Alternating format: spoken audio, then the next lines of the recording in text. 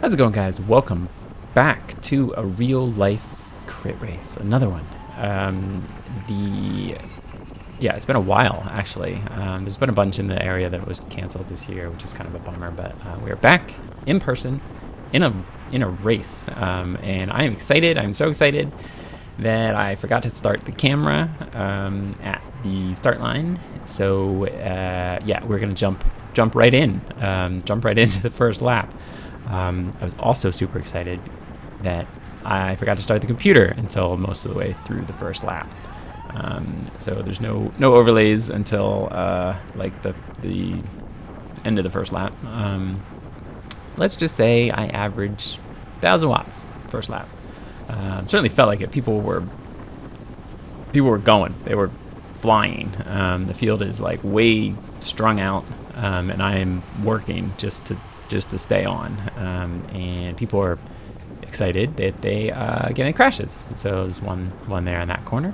That's probably the corner that I liked the least out of this whole course, but we'll get to the course in a little while. This is the 2024 Ardmore Rock and Ride Criterium. It is yeah, downtown Ardmore, Pennsylvania, and there's a Cat 4-5 field. And pretty big field. It was about 60 riders in the field, and yeah, it was quick. People got out fast. This is coming up to be the end of the first lap here, and you'll see the overlays pop up in a second when I realize, you know, kind of on this straightaway that I don't have my computer on. So there we go. And yeah, I'm working already. I'm already up to 178 beats per minute. My max is like 181-ish. So yeah, I mean, yeah, it was spicy the first lap. But we will, yeah, I'll walk through the course in a bit here, but my mindset going in, so yeah, it's a 35-minute race, Cat 4-5 field, and they, you know, estimate the number of laps and everything based on the first few that you do. I think we end up doing 13 or 14 laps. Ends up, for me, I mean, it says 12.4 miles, but again, I started the computer like through the first lap, so it's each lap is a little less than a mile, so it's probably about 14 or so laps. And yeah, my mindset going in, I mean, obviously I mean, try to stick with the pack and finish, right? Like, that's always the mindset. Oh, another crash there. That was a weird one, actually, because it's in the middle of the like flattest, straightest part of the course. So it's very strange, but I think it was all right. There's a few people that went down, but I think most of them jumped back in. But I think that's it for crashes, actually, in front of me. I didn't see any others. So yeah, I think everybody mainly stayed upright.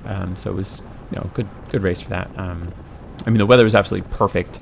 So there's like no hint of rain. This is like the middle of August here on the East Coast, so you don't quite know what you're gonna get. Like, it could be like 1,000 degrees, or it could be like colder and rainy. But yeah, it was like ideal. It was like 80 degrees, sunny / cloudy. Not a whole lot of wind, although on this front stretch here, it was a little bit of a headwind, so that's kind of affect me every lap. But like I said, so my mindset, try to stick with the pack, try to finish with the pack. That was the goal. And what I was thinking, trying to do that, is hold wheels. So stick on wheels. And I don't quite know if that's the best mindset to have. I mean, I don't really know. Like, this is all new to me still. This is, you know, probably the first race where I wasn't like super crazy nervous about riding in a pack and like causing crashes and all that. Like, felt reasonably comfortable with everybody around me, and like, it was probably the first race that I felt the most comfortable with that. So it was like I actually kind of went in thinking that I had an okay shot of finishing with the field. So yeah, I mean, that's great. I guess that's, you know, some experience coming, I guess. What is this, 4th, 5th crit race, something like that? So I do feel, you know, much more comfortable. But I thought, like, all right, if I just stick on wheels, then, you know, I'll be able to hang with them. And that's an okay mindset, I guess. The problem, I think, with that is that if you don't pick the right wheel, then, you know, the wheel in front of you, there's going to be a gap in front of that, and like, so that's what I've run into in the first few laps here. So like right here, like I probably should have gone with the guy on the right over on the outside rather than stick with the white and black in front of me, because he's like 5 wheels up, even more than that, like 5 or 6 wheels up. Like he made all that up. Like I probably just stuck with him, and I'd be halfway up the hill by now. Meanwhile, you know, I stuck on the white in front of me, and you know, there's some gaps and things going on here. So like recognizing which wheels to hold is a big thing.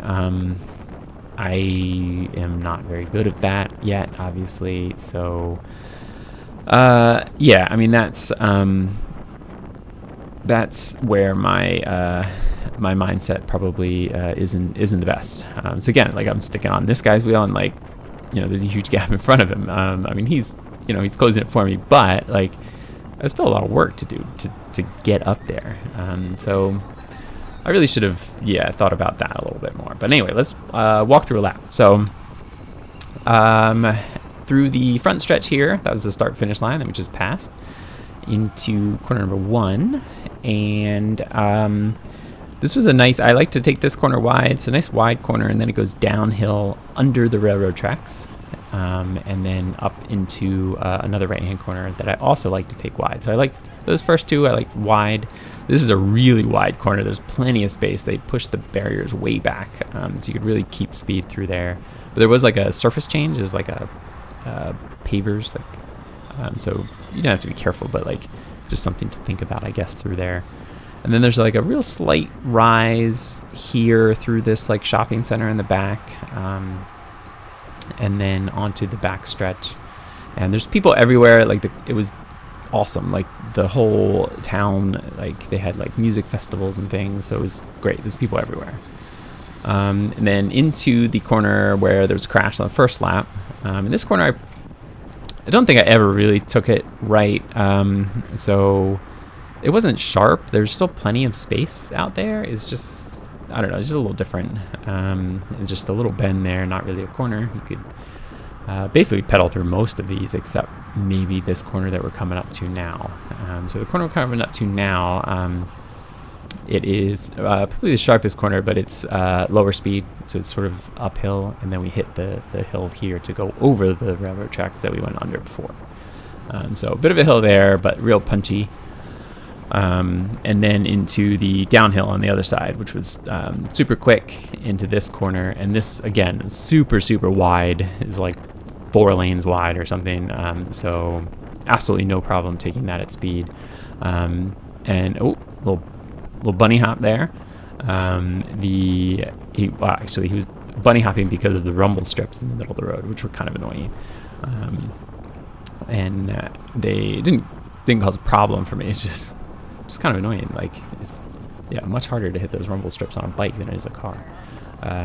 But again, so that last corner, that's super fast, but like really wide. And then onto this front stretch here, and it's a little bit of a headwind and a little bit of an uphill. So yeah, that's the course, and it was great. You know, other than those 2 little crashes at the first couple of laps, there was no issues.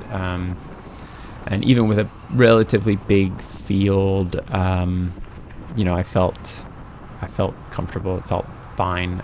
So it was a really good, really well laid out. I like how they pushed the barriers back in all the corners, and it had, yeah, plenty of room to pick lines and things, even with other riders around. So it was great. And there's people everywhere. They had like street festival thing going on at the same time. You know, I spent some time with the family at tents and little activities and stuff. So yeah, it's a really cool atmosphere. And yeah, I mean, I'll definitely do it again next year, I think, as long as they have it. So, all right, we are what, three miles in, I guess, 3.5 miles in, and I'm doing okay. Heart rate's a little high still. It's in the 170. I like to be in the 160s when I'm actually like in a race. But I think that's just because it was real surgy out of the corners, and that, again, that's like partly because I chose to sit at the back, which is what I do. Shout out to that guy, by the way, in the blue that we just passed. This is a double, I don't know if it's amputee or he's got 2 prosthetic legs entered the race, so that was, yeah, really inspiring on that one. Yeah, so I think it's just part of like the mindset. So like I sat at the back. I really shouldn't. Yeah, I think next time. I don't know when the next crit race is going to be. I don't know if there are any this year, but I think the mindset should be more constantly trying to move up, like not sit on a wheel, like kind of look for the next wheel to jump onto to move up. So like constantly moving up, I think, is probably good mindset for me anyway. But you can see, like, I'm in the bunch now, so I feel good about that. It's exciting. I'm tired. I'm definitely tired, but I'm in the bunch. So I think it's a combination of me working hard to get here, and then also people in the bunch, settling in a little bit. Unfortunately, I think sitting at the back here did end up costing me that energy, and I just didn't quite have enough, spoiler alert, to hold the pack for the race. So. Yeah, we'll get to that. In a second. But so I'm still here now, and feeling tired. Let's see. So I think what happens, it'll come up in a couple of laps. I think what happens is, the field kind of bunches up a little bit, and then they call for a preem, and I think, they probably do that just to keep things interesting. It's a bummer for the people at the back that get punished when the field speeds up. But anyway, so I do end up finishing the race on the lead lap. I was not in the bunch. I was further back on the lead lap, but I am excited that I finished on the lead lap. It's the first time that's happened. The last crit I finished, but I was lapped, so I was not in the pack. And I am happy with that. It's kind of exciting. I would have liked to be able to hang on here. So you see me, kind of in the bunch and thinking like, all right, still in the bunch. I think it's the next lap where they call for a preem. But I felt, it was good. I felt good about that. First time I've been kind of up here. So I was excited. Like I said, I think there were about 60 riders in the race. I end up kind of middle, like 30-ish, something like that. 30, something around in the 30s, 32 or something. I don't know. I don't even know if the results have been posted yet. But so I do finish the entire race, lead lap and everything. So it's quite exciting. I do not get lapped. I do not get pulled. So can't ask for much more at the moment. But it's probably this lap where I end up dropping off again. Maybe the next lap I end up dropping off. But so overall, we'll chat about numbers a little bit. So for the whole race, I end up averaging about 220 watts, and I normalize about 235. So quick reference if you haven't seen any other videos, I am small, I'm lighter, I'm a lighter rider, so averaging 220 is like 3.5 watts per kilo for me, which is about what I would do in a Zwift race. So it's not, you know, it's pretty, yeah, it's good. 3.5 is good average for a half-hour race. I think it's about here where I'm just a bit too tired to be able to work, to be able to pull through here. So this is probably the lap where we end up getting left behind, I think. And I do end up actually working with this red and white guy here to you know, to try to get back, but just just not able to do it. I'm just the surginess is caught up to me, and yeah, I will to chat about that. So for the first like 5 or 6 miles, so I also average 220 watts, but I normalize 250. So yeah, so it's a lot surgier, and I think that just comes, you know, comes up to bite me. I'm just not able to do it. So yeah, but we do end up working, you know, working pretty well together actually for the next 5 or 6 laps or so. So that's yeah, it's kind of exciting. Well, exciting for me, not exciting for a lot of people, but yeah, and it's good numbers. So averaging 3.5. I mean, that's good for a half-hour, 35-minute race or so for me. That would be yeah, kind of what I do regularly for like Zwift races. So I am happy with that. And as I said, really nice course. I get as there's less people or less riders around me, you get to pick your lines a little bit better. So it is much smoother to ride back here, but obviously you're not in the race. I do you know, probably use the brakes more than I think I probably should, but you know, I think that's just practice bike handling. So anyway, I will go ahead and let this play, and I'll probably jump back on at the end, because I do actually put in a little bit of a sprint, which is kind of exciting. So I will let this play, and then jump in at the start of the last lap.